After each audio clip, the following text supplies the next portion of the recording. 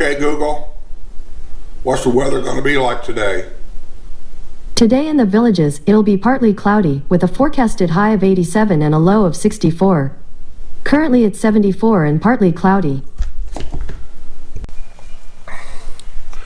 Good morning. It's another gorgeous day here in the Villages. I'm going to cut this a little early. This is going to be posted Friday, the news day. I got a tea time today at 11:14, and then I've got a dentist appointment today at 3 o'clock, I think, and wife's out floor shopping. I guess we're getting new flooring in. She doesn't like carpet. Anyway, let me see what the news is. I'm going to try to avoid some of these because I feel like I'm repeating myself a lot. Let me go down through the news. I should have wrote these down so I wouldn't have to do this, but like I said, I just wanted to get some of this stuff done. Okay. Villages is one step closer to closing a deal for 4,500 homes in Leesburg. You remember that we talked about that? They bought that property over there, and I said this will go fast. Well, they're working on closing that deal. Homeowner's got a complaint. Shocking, isn't it? Homeowner says he can't even sit on lanai due to noise from uninvited villagers with dogs. A villager who believed he purchased a home with a serene view has seen that peaceful setting disrupted by dog owners. Marv Roser purchased a home 3 years ago on Enterprise Drive off Morris Boulevard, south of County Road 466A. We can't even sit in our lanai, Roser told the members of the Project Wise Advisory Committee in a meeting Monday morning at the district office. Dog owners in golf carts regularly gather at a 3-acre tract that lies between Roser's home and a preserve. He said others gather for activities including flying drones. You hear that?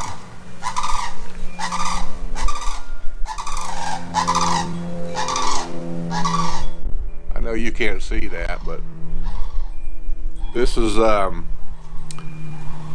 cranes nesting time of the year, and so the males and females are flying around and saying hello to one another, and they're fixing to go out and lay their eggs. The sandhill crane, from what I understand it, they stay together for life.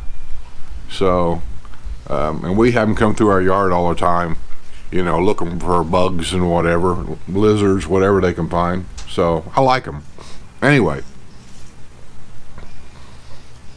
Richard Byer said Sumter County Animal Control has been out to the location several times. The result has been that more of the dogs are on leashes as required by county ordinances. However, that hasn't reduced the noise created by golf carts, dogs, and people. PWAC members considered a range of possible solutions, including parking spaces, as was recently agreed to by the Amenity Authority Committee.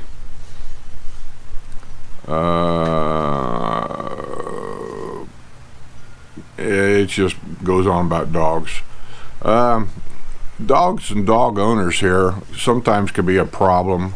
Not so much, but the biggest problem is, how do I put it politely? Dog poop. Most 99.9% of the people are very respectful. They take their little poochie out and walk around.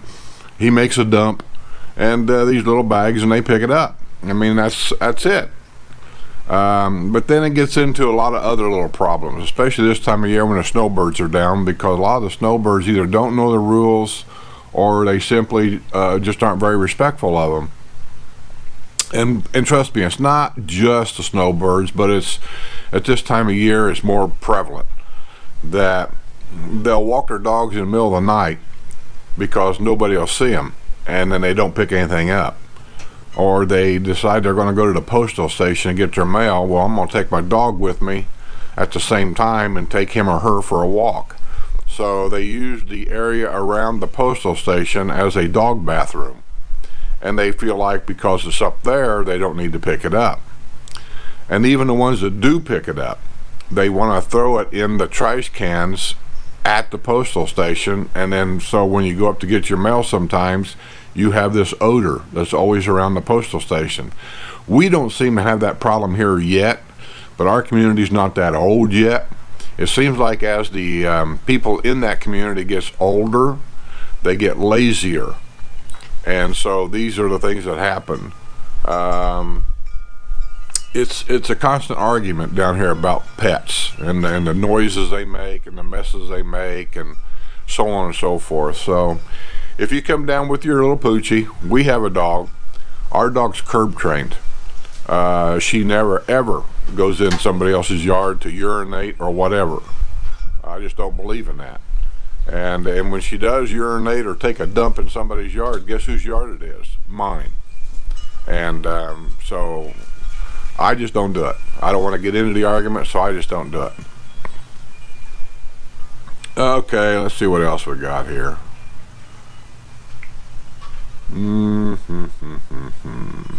Here's another one. Oh, I already done that one. Let's delete that real quick. Let's go on down here. Here's another one. Bridgeport at Lake Meona residents win right to pay to restore their water view. They've been arguing about that for a long time. That, in case you don't know, Bridgeport is, there's a lot of high dollar homes in there. And there's a lake or a swamp, whatever you want to call it, in there. And over the years, it's the edges on the back of the people's lanais and stuff along the edge of that swamp or that lake has grown. Trees, shrubbery, you can imagine, it's just growth. And it's natural growth, but it's growth. And they've been trying to get the villages or somebody to go in there and clean that up. And there's been a legal argument about who's got the right to do it, and it's a preserve, and you can't disrupt it, and I don't know, just stuff. So apparently, the residents now has won a decision that if they want to pay for it, they can clean up the area so that they have a view of the lake again from their lanai. Well, you know, congratulations, you won. You beat the system. Good. 79-year-old villager arrested after threatening husband of 50 years with a hammer. What? You got to be kidding me. These old people work their whole lives, come down here and retired, and then get pissed off at each other, and she threatens him with a hammer? 79. Look at her. Wow, she looks nuts. There's her picture. Yeah. 79-year-old villager was arrested Monday night after allegedly threatening her husband of 50 years with a hammer. Sumter County Sheriff's deputies were called at 11:18 p.m. Monday to a home on Brady Court in the villages of Sanibel after Tempe Manning Bobrowski waved a hammer at her husband, who was in a recliner, according to the arrest report. "Is this what you want? Is this what you want?" she reportedly taunted him as she held the hammer 3 feet above him. She hurled the threats after he refused to turn over his phone. Oh my gosh, I don't even want to get to it. She's accusing him of being a liar and a cheat. 77 years old and he cheats. I guess there's hope for the rest of us. Oh well, let's go on. Get rid of that. Okay, let's see what else we got. Sumter County adds thousands of jobs, but wages lag behind state average. Most of these jobs have to do with building new homes. Sumter County added 6,535 jobs since 2012. A 36% increase, according to a report presented Tuesday to a county board of commissioners. The county had 24,764 jobs in 2017, up from 18,229 jobs 5 years ago. Healthcare and construction were the fastest growing sectors. Construction jobs rose 81% to 2,481 in 2017. I'm done with this article. Too many numbers, too many this and that. I get a headache reading all that. 25%, 33%, 10%. Ugh. Properties of the Villages sales agent sentenced in attack on woman at Oxford. Oh, that's the guy that, yeah, he'd been in the newspaper 2 or 3 times. Some fight he had with a girlfriend or a wife, I'm not sure, but it ain't even hardly worth mentioning. These things happen all the time, not just here, everywhere. Golf cart driver injured in crash. Dalmatian euthanized after unexpected attack on villager's dog. Let's read about the golf cart crash first. A cart driver was transported by ambulance to the village's regional hospital after a collision with an automobile Thursday afternoon near Havana Country Club. The crash occurred about 4:30 p.m. when the driver of the automobile turned in front of the golf cart at the intersection of Odell Circle and Aberdeen Run in the village of Hemingway, according to Sumter County's office. Well, I guarantee you the car is going to get cited. That happens here, especially this time of year, man. I mean, you got to be careful in these golf carts. A car will pass you. You're in the legal lane, the golf cart lane. You're going down the road. This car will pass you, and then all of a sudden, just make a right-hand turn into a neighborhood. They don't even think about it. These are the people I was talking about when I say they're not used to living in an area where it's a golf cart community, because the people that live here full time, we understand what's going on. So we're respectful to golf carts. If I know I'm going to turn right, I won't pass a golf cart and turn right in front of it. I'll just slow down until I get to my road and then hang a right. When you're in the golf cart and want to make a left, you ease out into the traffic and get into traffic before you make that left turn. You don't turn left from the golf cart lane. But these are the things you see from people that's not used to being here. Either new people or snowbirds, makes no difference. Dead is dead. So when you're in your golf cart and you're out sharing a road with cars, that's where you really got to be careful. Well, it says down here, the driver of the automobile was ticketed on a charge of making an improper turn. Wow, it's a shame. It is really a shame. What was the other part of this? Oh, a Dalmatian. Oh, I read that. Her dog, unexpectedly, it was on the leash, and when it seen another little dog, for some reason, it just took off after the little dog. I guess she dropped the leash or pulled it out of her hand. The dog attacked this little dog viciously. I don't really know if it killed the dog or what, but she immediately, the way I understand it, she immediately took responsibility and took her dog in and had it put down. It's a shame. No matter whose fault, it's just a shame. Because, people love their dogs.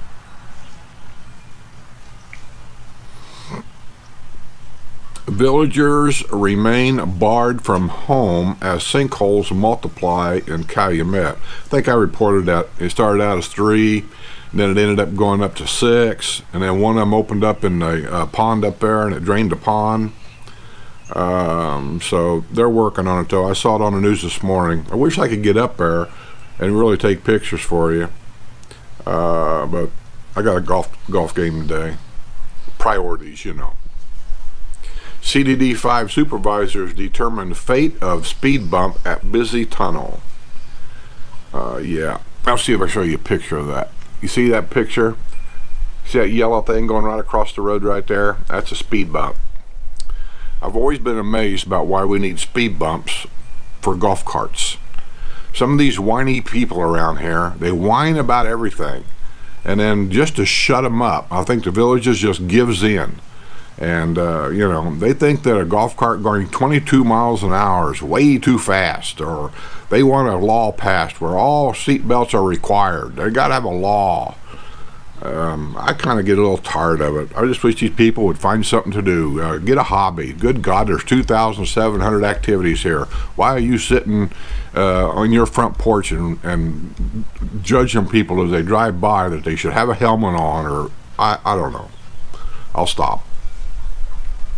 The speed bump will be removed from the entrance of the tunnel at Mariposa Way and Morris Boulevard near Morris Boulevard Bridge. Good. Finally, somebody with some common sense. It's just like having a stripe down the middle of the road. You know, maybe there's a small percentage of them that is hard to see at night. Maybe. But that don't mean that you need to go through the whole system of the villages and put a center stripe in a golf cart trail. Most of us are fine. Our trails don't need anything like that. You know, just stop it. CD5 is the disputed champion when it comes to removal of speed bumps on multimodal paths. Good for you, CD5. Get rid of this crap. Alright, what else we got?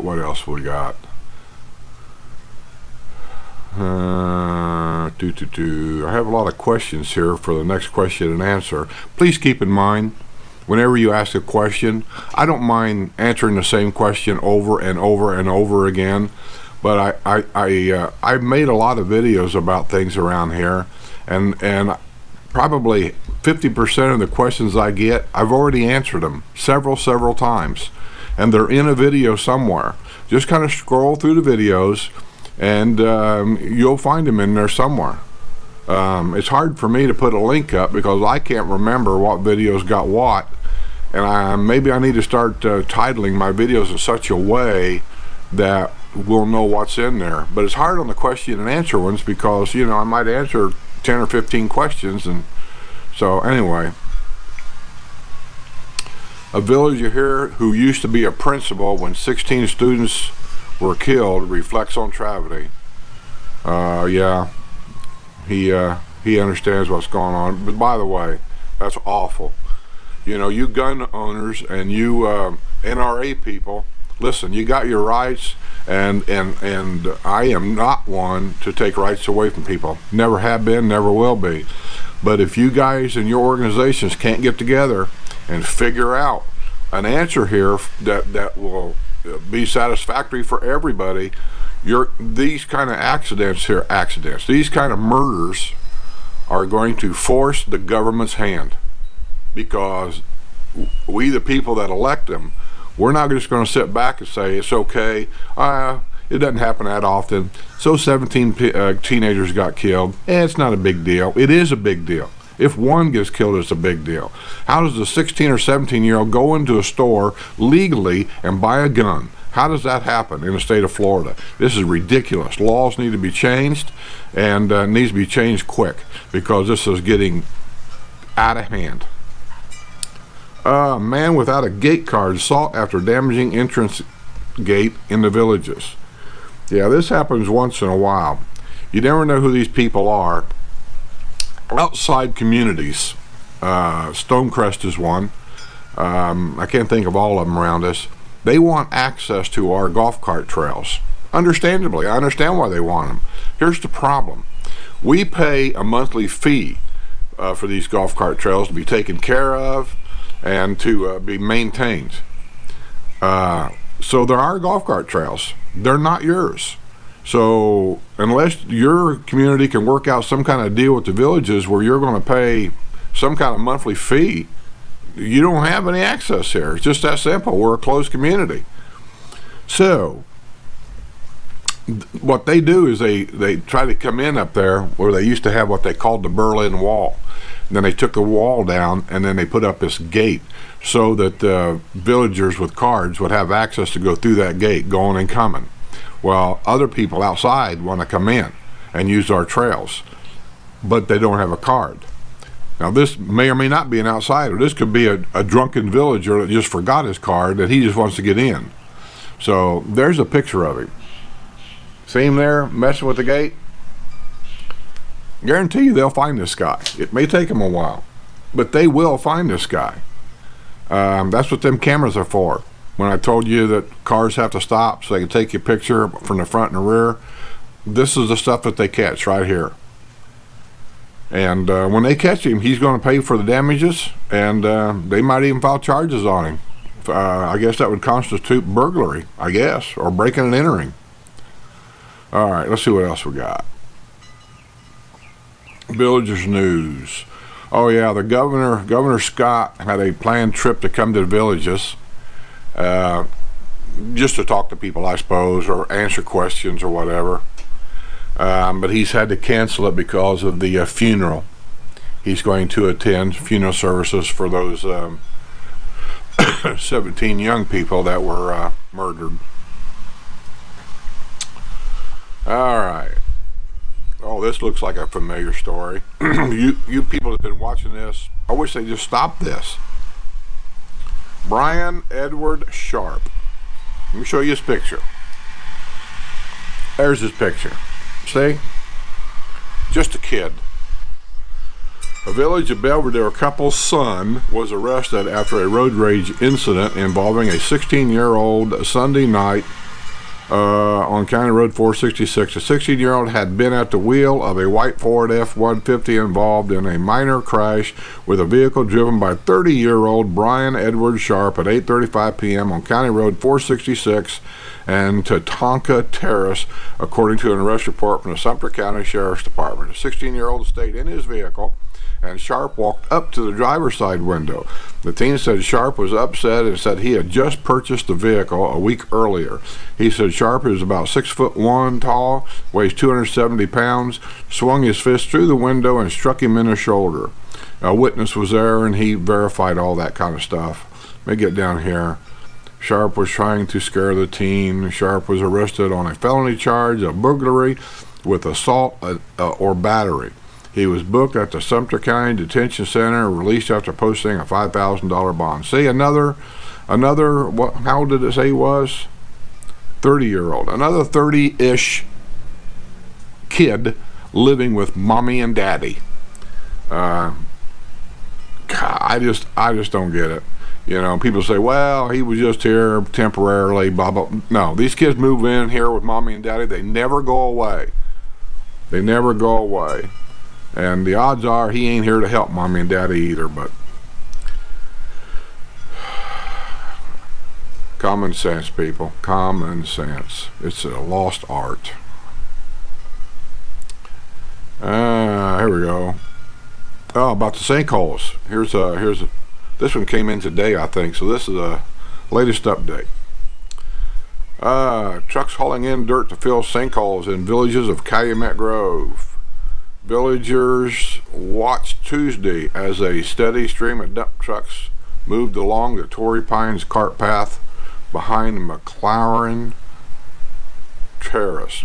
The trucks are filled with loads of dirt which were dumped near the sinkholes, which began opening up last week at Village Calumet Grove. 2 homes were declared inhabitable and 2 were ordered evacuated until they could be inspected by certified engineers. Work crews were busy using a large backhoe to move dirt around to fill the sinkholes. Torrey Pines, of course, behind the damaged houses. Also on the scene was a large bobcat with a blade moving dirt. As the big trucks were moving along the path, deep ruts formed along the side of the path. Village's golf course maintenance workers were on site but can take no remedial action until the sinkholes are filled.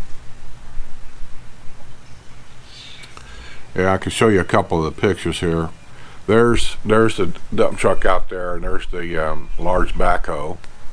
And then the next one here shows the 2 houses. Can you see the backhoe or the bobcat going between the 2 houses there? So I know it's kind of hard to see, but they're working. There's a sinkhole that opened up inside the lake or the pond.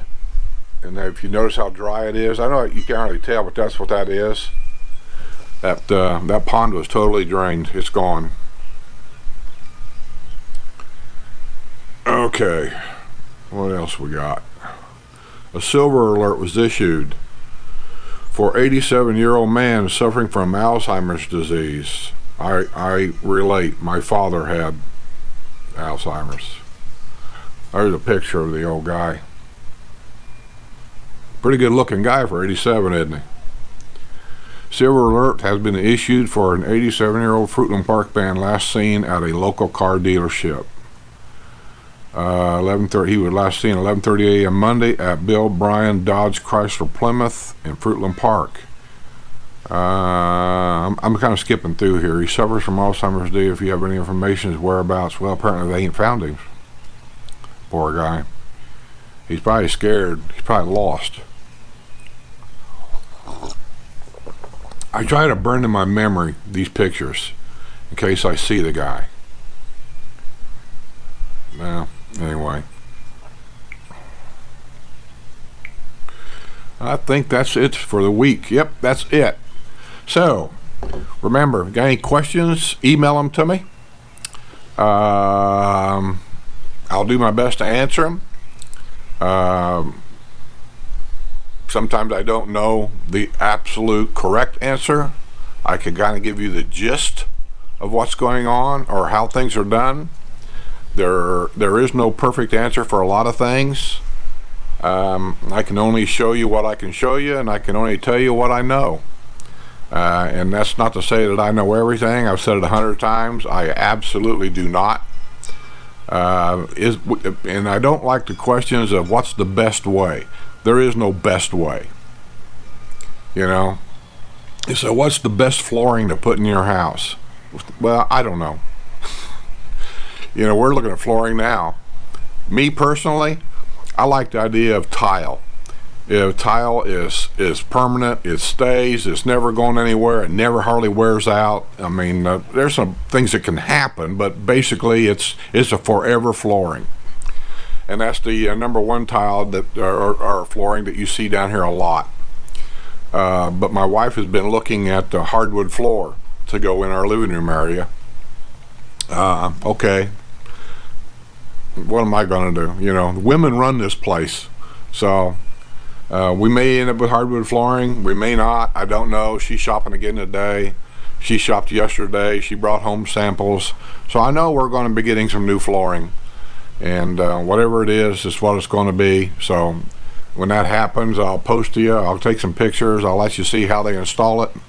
I'll let you see, more importantly, I think, and I mean, it's kind of curious. I'm going to let you see what the concrete floor looks like underneath the carpets. Because I got a feeling it's going to be a shocker to me and a shocker to you. Because I've been told a couple of things from friends of mine that had flooring put in. We'll see. So until then, I'm going to stay from this glorious. Looks like it's going to be like 87 degrees today. Blue skies, sun's out. I got a golf game to play. Subscribe, please subscribe. I need more subscribers. Subscribe. Give me a thumbs up. Any comments, leave them below. Only thing I'm going to say is, let's just have some fun. We'll pass the information around. If you know something I don't know to want to tell somebody, leave it in the comments below. I won't take them out. And I'm just going to say, I'll see you on the other side.